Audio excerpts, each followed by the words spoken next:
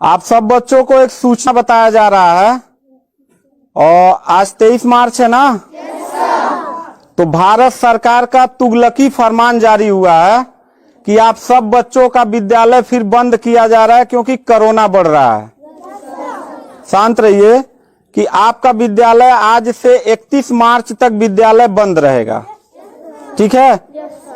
और आप सब लोगों को बताना चाहेंगे कि यही काम पिछले साल भी हुआ था कि 1 हफ्ते के लिए लॉकडाउन किया जाएगा जब आपका एनुअल एग्जाम चल रहा था, और तब से लेके पूरा साल जो था वो विद्यालय बंद हो गया, जिससे आपकी पढ़ाई बहुत ज्यादा नुकसान हुआ। और इस साल जब विद्यालय खुला, आपने किताब कॉपी अपना सारा व्यवस्था कर लिया, तब हमारे तुगलकी फरमान जो हमारे सरकार हैं वो अब आदेश कर दिए कि अब फिर जो है कि ये विद्यालय फिर बंद होगा। माननीय योगी आदित्यनाथ महाराज जी, मैं आपसे पूछना चाहता हूं कि आप बच्चों के भविष्य के साथ और जो प्राइवेट अध्यापक विद्यालय में पढ़ा के अपनी रोजी रोटी कमा खा रहे हैं, उनके पेट पे लात क्यों मार रहे हैं? इन बच्चों के भविष्य के साथ खिलवाड़ क्यों कर रहे हैं? ठीक है, कोरोना अगर बढ़ रहा है, विद्यालय बंद था, पूरे साल में किसी एक अध्यापक ने, किसी एक प्रबंधक ने कभी भी विद्यालय खोलने के लिए कोई धरना प्रदर्शन नहीं किया और हम लोगों ने पूरा सपोर्ट किया। लेकिन बीच में अगर कोरोना फैल रहा है तो मैं आपसे पूछना चाहूंगा कि जब गोरखपुर महोत्सव आप करा रहे थे तब कोरोना फैल नहीं रहा था। जब आप आके यहाँ पे इलाहाबाद के प्रयागराज में कुंभ का मेला लगवा रहे थे तब कोरोना नहीं फैल रहा था, जहां पे करोड़ों लोग स्नान करने गए। और अभी हरिद्वार में महाकुंभ का आयोजन आप करवा रहे हैं तब कोरोना नहीं फैल रहा है। बिहार में चुनाव हो रहा है तब कोरोना नहीं फैल रहा है। और विद्यालय जो बच्चों का सबसे देश की रीढ़ की हड्डी होते हैं, जिनकी बुनियादी शिक्षा, प्रारंभिक शिक्षा आप बिल्कुल बर्बाद कर दिए हैं पिछले 2 साल से, और अब जाके फिर लॉकडाउन आप लगा रहे हैं। तो आपसे पूछना चाहेंगे कि बच्चों के भविष्य के साथ आप मैच क्यों खेल रहे हैं? ये जितने भी बच्चे हैं, अगर 1 मार्च आप 1 अप्रैल बोले हैं, 1 अप्रैल तक अगर विद्यालय नहीं खुला तो इन सारे बच्चों को लेके मैं रोड पे बैठ जाऊंगा। ये मैं आपको खुला चैलेंज कर रहा हूं, क्योंकि बात सिर्फ मेरे तक का नहीं है, इन सारे बच्चों का भविष्य है। और इन सारे बच्चों का भविष्य आप लोग अंधकार में डाल रहे हैं। आप लोग खुद नहीं चाहते हैं कि देश का बच्चा पढ़े, पढ़ के कुछ लायक बने। आप लोग अपना जब रैली निकालना रहेगा, चुनाव रहेगा, तो कोरोना आपके पास नहीं रहता है। और जब आपको लगेगा कि आपके विपक्ष में लोग खड़े हो रहे हैं तो आप कोरोना का ड्रामा करा के विद्यालय को सबसे पहले आप बर्बाद कर रहे हैं। आप बताइए, विद्यालय में आप गोरखपुर जिले में 193 लोगों ने अपने विद्यालय की मान्यता निरस्त करा लिया।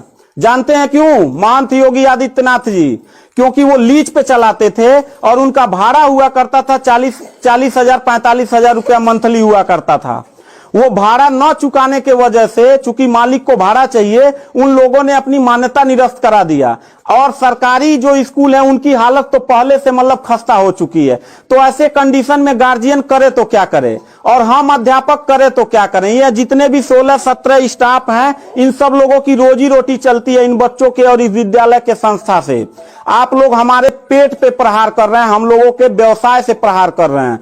अगर आपको लग रहा है कोरोना है, ठीक है, विद्यालय बंद कर दीजिए, तो आप ये भी अपनी नियत को साफ करिए कि कुंभ का जो मेला महाकुंभ का लगवाने वाले हैं उसको भी कैंसिल कर दीजिए। और जो गोरखपुर महोत्सव और गोरखनाथ का मेला लगवा के आप ड्रामा करवा रहे हैं वो भी बंद करवाइए। यानी आप खुद नियम का पहले फॉलो करिए, हम लोग नियम को फॉलो करने के लिए तैयार हैं।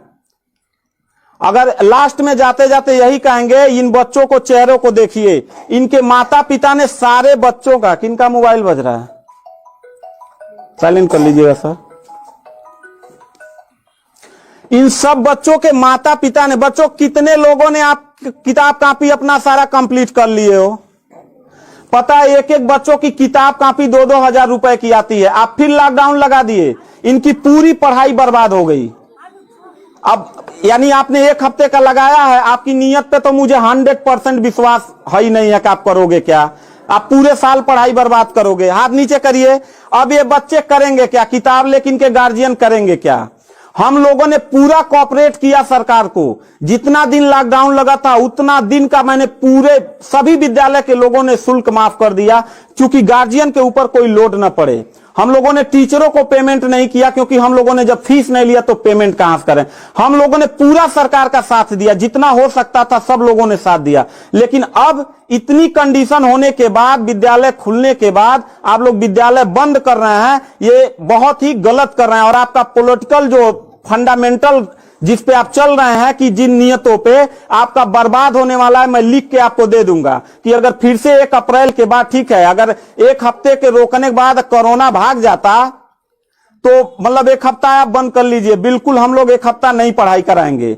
लेकिन अगर फिर साल भर का ड्रामा आपने किया तो निश्चित तौर पे याद रखिएगा कि तानाशाही उतना ही अच्छा लगता है जितना तानाशाह के अंत होने का समय ज्यादा दूर हो, और आपका समय बिल्कुल नजदीक आ गया है। तो मैं उम्मीद करता हूं कि आप ये काम बिल्कुल मत करिएगा। 1 अप्रैल के बाद अगर विद्यालय फिर से आप बढ़ाएंगे तो इन सब चेहरों को देख लीजिए, और इनके गार्जियन को लेके, अपने पूरे स्टाफ को लेके, जिले से लेके मैं प्रदेश लेवल तक धरने पे बैठूंगा। इस बात को याद रखिएगा, क्योंकि सवाल यहां सिर्फ मेरे रोजगार का नहीं है, मेरे जितने सहपाठी और जितने मेरे कर्मचारी लोग हैं और इन बच्चों के पढ़ाई का, भविष्य का सवाल है। तो मैं इन बच्चों को लेकर धरने पे बैठ जाऊंगा, और जरूरत पड़ा तो असंवैधानिक भी हो जाऊंगा। इसी के साथ मैं सरकार से रिक्वेस्ट करूंगा कि अगर 1 हफ्ता में बंद करने से कोरोना भाग जाता है तो हम सब लोग आपके साथ हैं। अगर नहीं भागता है तो 1 अप्रैल से छोड़ दीजिए। हम लोगों को कोरोना होगा, मरेंगे, क्या करेंगे वो हम लोगों की रिस्पांसिबिलिटी है। आपको इतना चिंता करने की जरूरत नहीं है, क्योंकि कोरोना में लॉकडाउन लगाने के बाद खाना हम ही लोग पहुंचाएंगे, लोगों के आने जाने की व्यवस्था हम ही लोग करेंगे, उनके दवा दारू की व्यवस्था हम ही लोग करेंगे। आप सिर्फ ड्रामा करेंगे, सिर्फ थरिया पिटवाएंगे और मोमबत्ती जलवाएंगे, इससे ज्यादा तो आपकी कुछ औकात है ही नहीं है। तो मैं उम्मीद करता हूं कि 1 अप्रैल के बाद आप विद्यालय खोल दीजिएगा। इन बच्चों के भविष्य के साथ आप लोग खिलवाड़ मत करिएगा।